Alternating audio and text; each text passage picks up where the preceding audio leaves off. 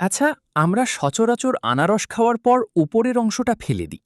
কিন্তু আপনারা কি জানেন, এই ফেলে দেওয়া অংশ থেকেই তৈরি করা সম্ভব নতুন একটি আনারস গাছ? আজ এই ভিডিওতে আমি হাতে কলমে সেটাই ট্রাই করে দেখাবো। পুরো পদ্ধতিটা জানতে ভিডিওটি শেষ পর্যন্ত দেখুন। প্রথমে আনারসের উপরের অংশগুলো সাবধানে ভেঙে আলাদা করে নিয়েছি। এরপর কিছু টবে মাটি তৈরি করে রেখেছি, আর সাথে আছে কিছু পরিষ্কার জল।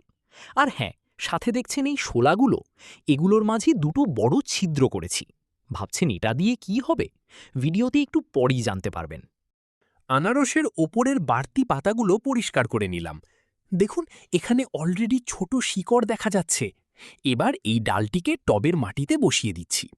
এখন যেহেতু বর্ষাকাল, তাই মাটিগুলো একটু ভেজা, তবে এই অবস্থাতেই চারাটা সেট করে দিলাম। আমরা তো মাটিতে একটা চারা বসালাম, কিন্তু বাকি দুটো চারা আমরা জলে তৈরি করব। দেখি কোন পদ্ধতিতে শিকড় তাড়াতাড়ি গজায়। দেখুন, দুটো পদ্ধতিতেই আমার চারা বসানো কমপ্লিট। এখন শুধু অপেক্ষা শিকড় আসার।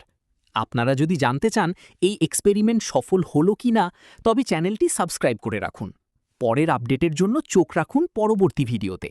আজকের মতো এখানেই বিদায়। দেখা হবে পরের ভিডিওতে।